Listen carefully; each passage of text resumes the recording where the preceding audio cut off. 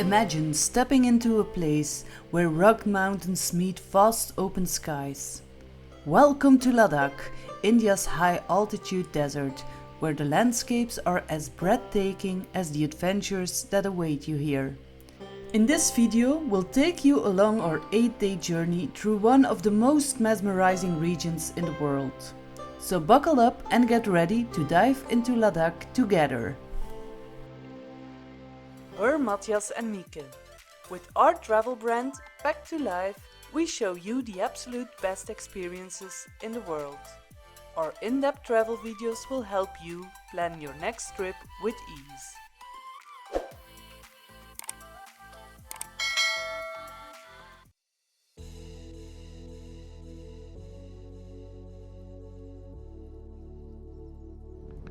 After an early morning flight from Delhi, we touched down in Leh, the capital of Ladakh.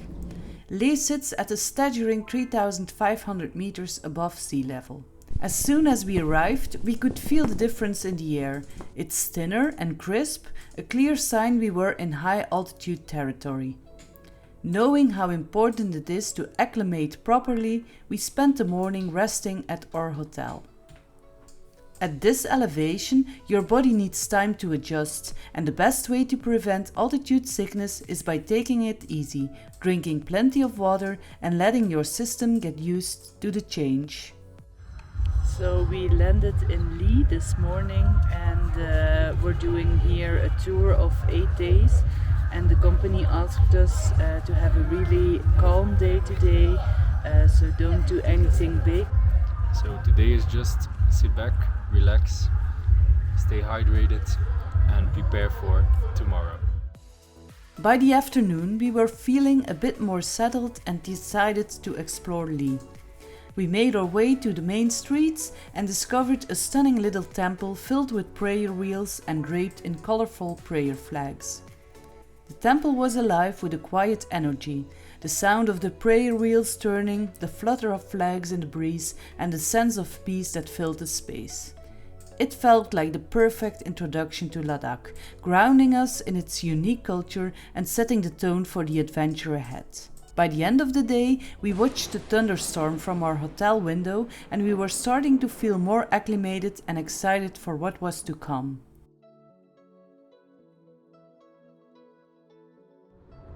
Day 2 in Ladakh started with an early morning drive, taking us deeper into this incredible landscape. Our destination of the day was Lamayuru, but before we reached Lamayuru, there were a few important stops along the way that gave us a deeper understanding of Ladakh's history and culture. Our first stop was the Hall of Fame in Leh, a museum that's a must visit if you want to grasp the significance of the military presence in Ladakh. The Hall of Fame is dedicated to the Indian Army. Walking through the exhibits, we learned about the various conflicts and saw displays of the gear used by the soldiers. As we continued our drive, we arrived at the Sangam viewpoint, where the Indus and Danske rivers meet. Usually, this spot is known for the striking contrast between the two rivers. One is calm and the other more forceful, each with its own distinct color. However, since we were visiting during the monsoon season, both rivers were swollen and carried a lot of sand and mud. Instead of the usual color contrast, we saw two powerful, muddy rivers merging into one. Next up was Spituk monastery, perched on a hill with a commanding view of the surrounding landscape. This monastery is one of the oldest in Ladakh, dating back to the 11th century. The sense of history and spirituality here is profound. It was a peaceful stop before we continued our drive. Further along the route, we visited Likir monastery, another jewel in Ladakh's rich tapestry of Buddhist heritage. Likir is famous for its giant statue of the Buddha, which stands serenely overlooking the valley.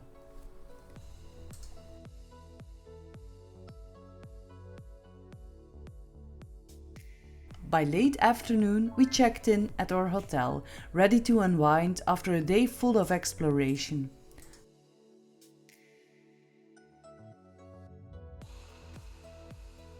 Day 3 in Ladakh was all about exploring some of the region's most iconic sites.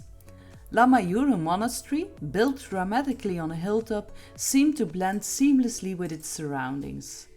The monastery is also called the Moonlike Monastery due to the unique landscape around it. After spending the morning at Lamayuru, we began our journey back to Leh. The drive was long, but the stunning scenery made it pass quickly. And by mid-afternoon, we were back in Leh and ready to explore more of what the town had to offer. But first, it was time to have a lunch at Leh Market. Tasty, spicy. Our first stop in Leh was the Shanti Stupa, a white structure that sits on a hill overlooking the town. The stupa, built by a Japanese Buddhist organization to promote peace, offers panoramic views of Leh and the surrounding mountains.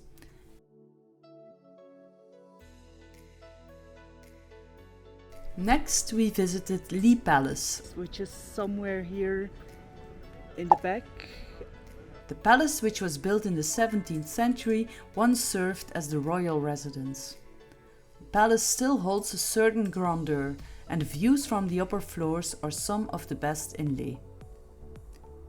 As the day came to a close, we returned to our hotel, tired but satisfied after a day full of exploration.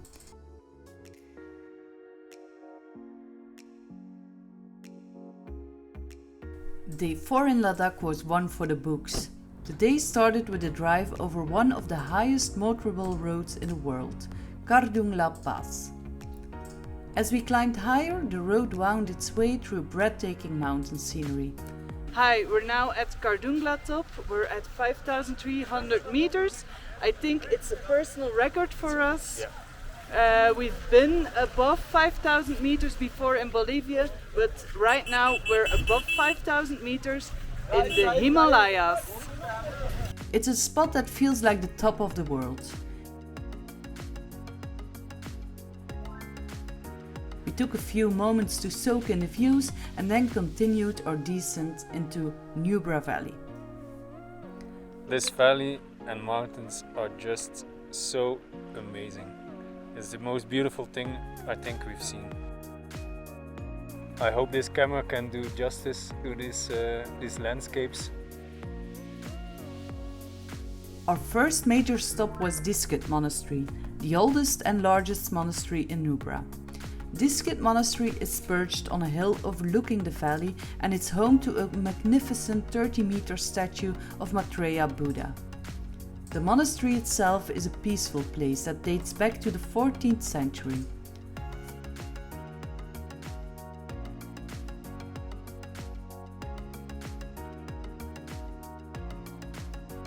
From the monastery, we could see the vast Nubra Valley stretching out below with its patchwork of green fields and the meandering Shiok River cutting through the landscape. Continuing our journey, we finally arrived in Hunder. Hunder is known for its sand dunes. Yes, sand dunes in the middle of this mountainous region. The contrast between the lush valley, towering mountains and golden sand dunes is surreal, almost like a desert nestled in the lap of the Himalayas. A cool experience here is seeing the Bactrian camels. These camels, with their distinctive two humps, are a reminder of Nubra Valley's history as part of the ancient Silk Road trade route. By evening, we checked into our hotel in Hunder, where we relaxed after a day filled with high-altitude passes, ancient monasteries and the surreal beauty of Nubra Valley.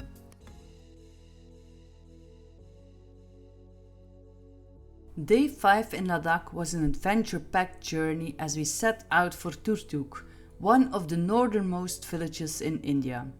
It was a long drive, but every mile was worth it as the landscapes along the way kept us captivated.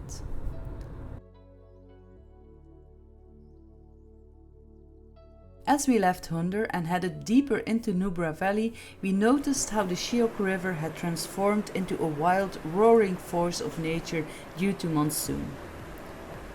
When we finally arrived in Turtuk, we were immediately struck by how different it felt from the rest of Ladakh.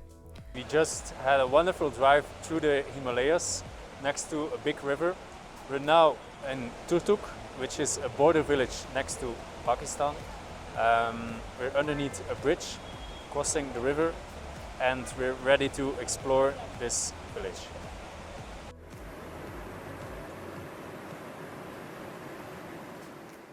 Turtuk was part of Pakistan until 1971, and its culture, language and architecture reflects this history. The village is lush and green with apricot orchards and narrow lanes. We made our way to Turtuk Palace, a small but historically significant structure that once served as a residence of the local Balti royal family. The palace offers a glimpse into the region's rich history with artifacts and stories that highlight Turtuk's unique cultural blend. As the afternoon wore on, we began our drive back to Hunder. The return journey offered a new perspective on the landscapes we had seen in the morning, with the changing light casting different shadows and highlights on the mountains and river. Day 6 in Ladakh took us on our journey from Hunder to the iconic Pangong Lake. Our route took us through some of the most rugged terrain we'd encountered so far.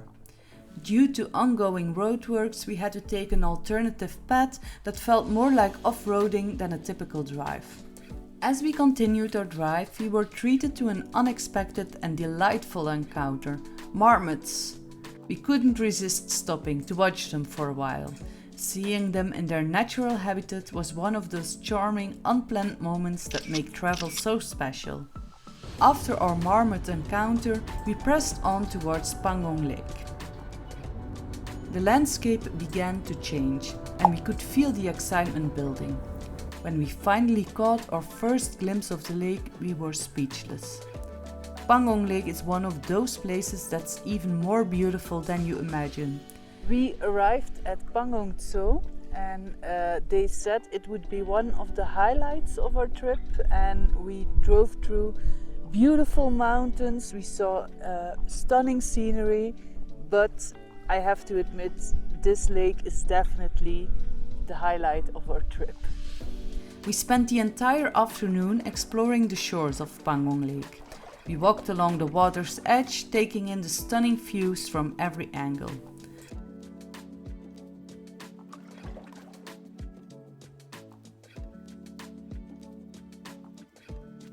As the afternoon turned to evening, we checked in at our cabin, which had an incredible view overlooking the lake, and in the evening we watched the stars. Day 7 in Ladakh marked our return journey to Leh. We began our day with watching the sunrise over Pangong Lake. It was not an easy task leaving this beautiful place behind.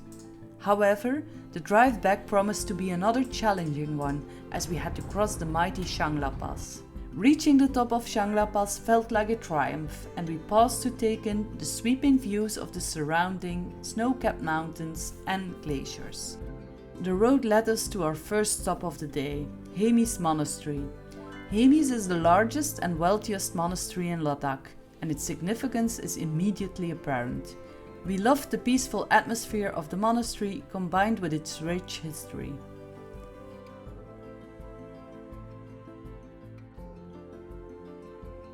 Next we visited Tiksi Monastery, another of Ladakh's architectural and cultural gems.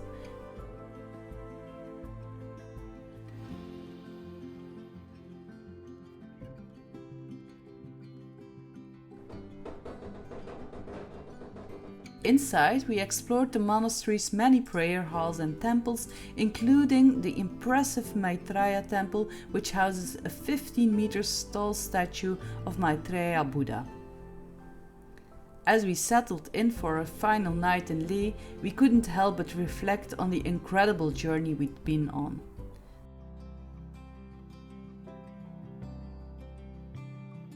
Day 8 in Ladakh was bittersweet, as it marked the end of our incredible journey through this stunning region.